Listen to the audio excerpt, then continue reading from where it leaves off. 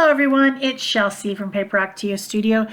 Today I'm sharing with you some more things that I did with my brand new cactus stencils that I designed for StencilGirl Products. So in another video that you saw earlier, you saw me making all kinds of prints with my gel plate. I used pan pastels with acrylics, I used alcohol inks with acrylics, and I had some prints that weren't very distinct because maybe it was a ghost print with not very much stuff left on the plate, or maybe the alcohol ink or whatever I was using slid under the plate, or maybe the plate was dirty. You know, I'm not going to throw those away. They're still pretty. They got beautiful colors on them. I'm just going to zhuzh them up a little and make them into frameable art. So this one, I mean, there was hardly anything left on the plate. You can see some smushy colors in the background, some yellows and greens, but there was no definition at all of the stencil on there. So I decided to take my Cactus Garden stencil. This is a 9x12 stencil. It's number L861 if you'd like to order it from StencilGirlProducts.com. And I just stenciled it on there over that, you know, not much of anything print on just some regular old paper from the printer, and I used black acrylic paint. Wow, can't speak today.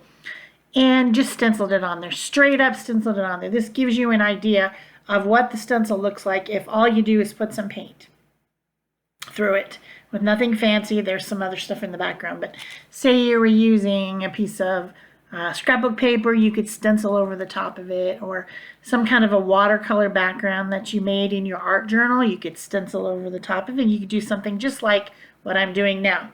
So once that was dry, I got out my King Art mixed media gel sticks.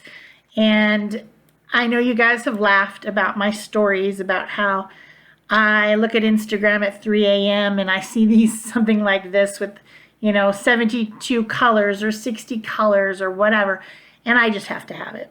And in this case, that was a really good purchase. They weren't very expensive, and they are smooth and creamy and easy to apply, easy to blend with my finger or with a slightly damp baby wipe or something. So I'm just picking colors from all these sets of gel sticks. And it's a water-soluble product, so I can actually blend it with my water brush as well. I have a water tank brush there from Arteza on the right-hand side next to that orange. And I'm just picking colors, adding them, blending them with that baby wipe a little bit.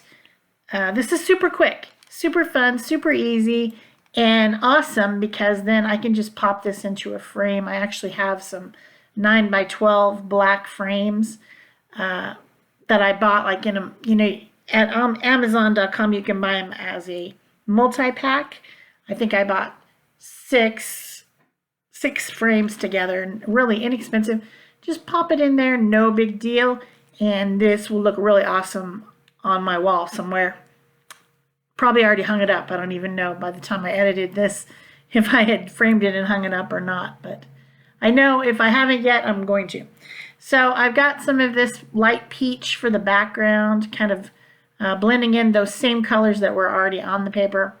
I did some greens, I did some turquoise, I did some purple. Yes, we do have purple prickly pear in our yard. It is actually lavendery purple color.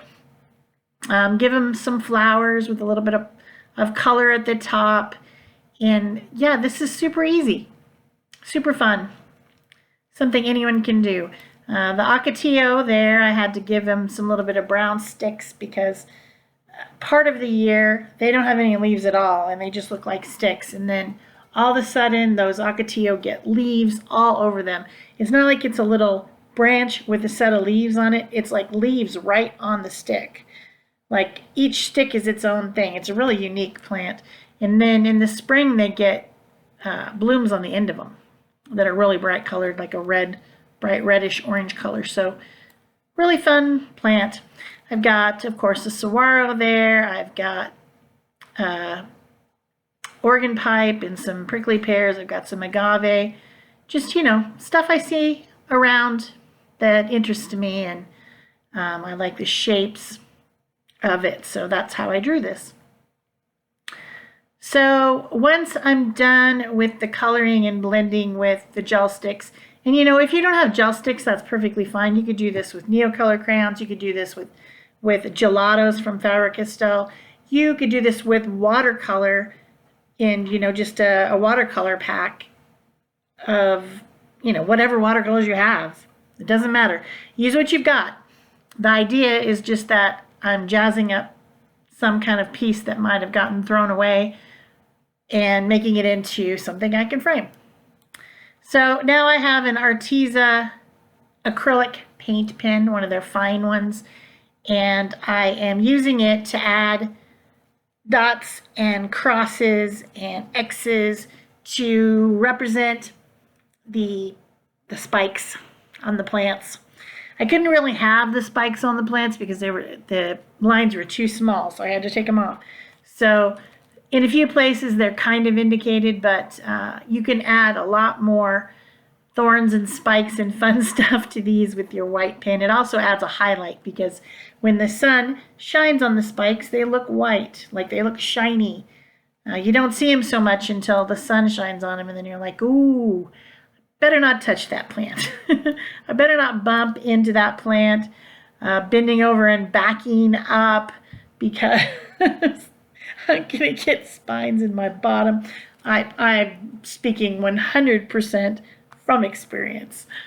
I've done that gardening, bending over to pull up something that wasn't there, shouldn't be there, and backed right into cactuses before with my bottom. So that's not pleasant.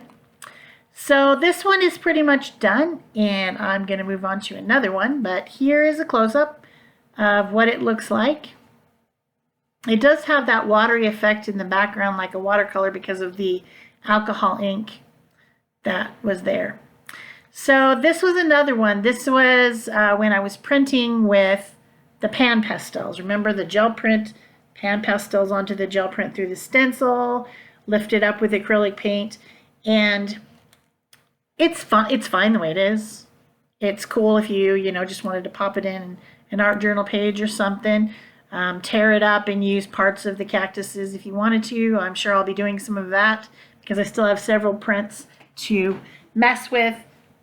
And I of course want to showcase my stencil designs, so I'll be making more videos with my stencil designs because I think they're super cool and I want everyone to like them. So in the case of this piece, whatever paper I printed on, it would not lay flat. It just wouldn't. I think it might have been a piece of rice paper, and it was curling and curling. So I just took a glue stick, a Yoo-hoo glue stick, and I glued it down onto a piece of like a back of a pad of paper, you know, just junk card stuff that you get that you would throw away anyway. I save that stuff and I use it for projects. So I glued it down to that so that it would stay flat. And then I got out my King Art gel sticks and started zhuzhing this one up with, you know, deepening up the colors in the mountains. That's the Push Ridge Mountains in the background. And this was drawn using a photograph that I took when we were hiking in the Catalina State Park. I hiked up there, I sat down on the bench that's at the top of that little ridge, and I just really thought it was a cool, I don't know, I just really loved it. It's a special place for me, and I was hiking with someone who's dear to me, and we sat and looked at the beauty of the mountains and the saguaros, and it's kind of like a marching line of saguaros. So love this stencil because it has sentimental value to me. This scene does. So I'm darkening it up with rusty colors, oranges, ochre, whatever I can grab out of that big bin of super creamy, fun gel sticks. They just really work well. They click up. If you start to use it up, they click up like a lipstick. So you dial the bottom and more pigment comes out the top. So far, I haven't used one up. I don't know how much is actually in the stick. Can't tell you, but they're reasonably priced, and you can go to my Amazon store to pick them up. I always appreciate it when people use my Amazon store because I get a few cents if you buy something off of Amazon using my links. So I've got some greens. I've got probably going to get some turquoise here pretty soon. I'm just coloring, but it doesn't have the same effect as the other one because number one, it's not stenciled in black, and number two, it has a lot of pan pastel on the print, which makes it look very dry, I guess, or flat. It's very matte, flat, because pan pastel is a chalky substance. Very pigmented, but chalky. So I hope you guys are enjoying this video series with my new stencils. I hope some of you have went and purchased them at StencilGirlProducts.com. I hope you have. Super fun if you did. Also, if you did like this video, please remember to give it a thumbs up, leave me a comment or a question below. Subscribe if you haven't subscribed to my channel yet. You can just hit that subscribe button, and you can also, of course, turn on notifications so that you know when there's a fresh new video out on my channel, which is usually every 2 to 3 days on my channel. And there's also tons of videos to watch that if you're new you haven't seen yet, like 5,000 of them. So there's plenty to see and learn about here on my channel. The next thing I did was I got out this brush pen. This is from Pentel, and it's called a color brush, and it is in sepia tone. So it has a water-based ink inside of it, and then it has a little synthetic brush on the end so I can make fat or thin lines. And I am going around and adding like a shadowy edge to everything. I can also blend this with my water tank brush, which is laying there if I want to. If I don't want it to be quite so illustratively, I could blend those lines out because it's water soluble, this ink inside of it. It's like a liquid watercolor inside of a pen with a brush already attached. Very handy. You can also, of course, do that with an actual brush and watercolor if you wanted to. That would be fine too.